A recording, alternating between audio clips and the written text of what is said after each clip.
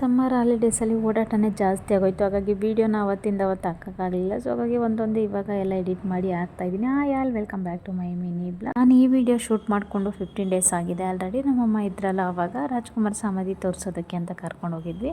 Actually Rajkumar ಸಮಾಧಿ ನಮ್ಮ ಮನೆಗೆ ತುಂಬಾ ಹತ್ರ. ಹಾಗಾಗಿ ನಾವು ಊರಿಂದ ಮನೆಗೆ ಯಾರಾದರೂ ಬಂದರೆ ಫಸ್ಟ್ ಕರ್ಕೊಂಡು ಹೋಗೋ ಪ್ಲೇಸೇ ಅದು. ನನ್ನ ಹಸ್ಬೆಂಡ್ ಇಲ್ಲ ಅಂದ್ರೆ ನಾನು ಒಬ್ಬಳೇ ಕರ್ಕೊಂಡು ಹೋಗ್ತೀನಿ, ತುಂಬಾ ಹತ್ರ. ಸೊ ಹಾಗಾಗಿ ನಾನು ಇವತ್ತು ಶುಕ್ರವಾರ ಆಗಿರೋದ್ರಿಂದ ಮನೆಯಲ್ಲಿ ಪೂಜೆ ಎಲ್ಲ ಮುಗಿಸಿ ಬೆಳಗ್ಗೆ ಪೂಜೆ ಮಾಡೋಕ್ಕಾಗಲಿಲ್ಲ. ಸೊ ಹಾಗಾಗಿ ಈವ್ನಿಂಗ್ ಪೂಜೆ ಎಲ್ಲ ಮುಗಿಸಿ ಸಮಾಧಿ ಹತ್ರ ಕರ್ಕೊಂಡು ಹೋದೆ. ಅಲ್ಲಿ ಒಳಗಡೆ ಎಲ್ಲ ನೋಡಿಕೊಂಡು ಹಾಗೆ ನನ್ನ ಮಗಳು ಫೋಟೋ ತೆಗಿಯಮ್ಮ ಅಂತ ಫೋಸ್ ಕೊಡ್ತಾ ಇದ್ಲು.